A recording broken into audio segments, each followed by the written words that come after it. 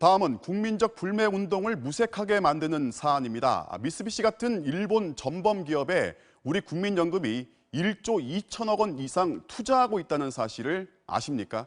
수익이 나는 투자라면 일말의 양해라도 되겠지만 수익률도 마이너스라고 합니다. 대체 무슨 명분과 실리에서 내 월급의 일부를 전범 기업에 투자해야 하는지, 단호한 대응은 여기에 적용해야 하는 게 아닌지 이어서 남지현 기자가 보도합니다.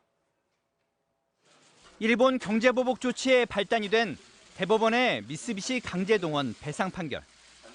일제강점기 미쓰비시는 한국인 10만 명을 강제동원한 대표적인 전범 기업입니다. 현재 국민연금은 미쓰비시 계열사에 875억 원을 투자하고 있습니다. 미쓰비시뿐만이 아닙니다. 지난해 기준 일본 전범 기업 75곳에 1조 2천억 원, 지난 5년간 총 투자액은 5조 원이 넘습니다. 국정감사 때마다 국민 노후 자금을 왜 전범 기업에 투자하느냐는 질타가 쏟아지는 이유입니다. 전범 기업에 대해서 제가 지금 3년째 질의를 하고 있습니다. 전범 기업에 대한 입장 확실히 정리하십시오. 만약에 빠른 시간 내에 정리하지 못하면 법으로 강제하겠다는 말씀 다시 강조드리고요. 국민연금도 비윤리적인 기업들에 대한 투자 원칙이 필요하다는 점은 인정합니다. 하지만 일본의 경제 보복 문제가 불거진 지금도 정부 입장은 조금의 움직임도 없습니다. 그렇다고 수익률이 좋은 것도 아닙니다.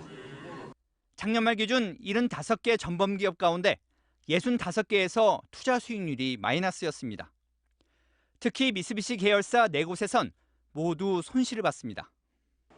수익률이야 상황에 따라 다를 수 있다 해도 국제적으로 계속 입방아에 오르는 전범 기업들이 안전한 투자처가 되긴 어렵다는 지적도 있습니다.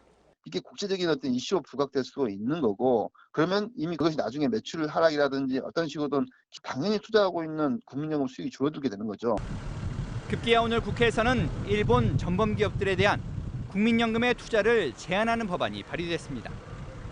이에 대해 복지부 관계자는 연기금 투자 기업을 법으로 정하는 국가는 세계적으로 유례가 없다면서도 다음 달까지 국민연금의 사회책임 투자 활성화를 위한 방안을 내놓을 계획이라고 말했습니다.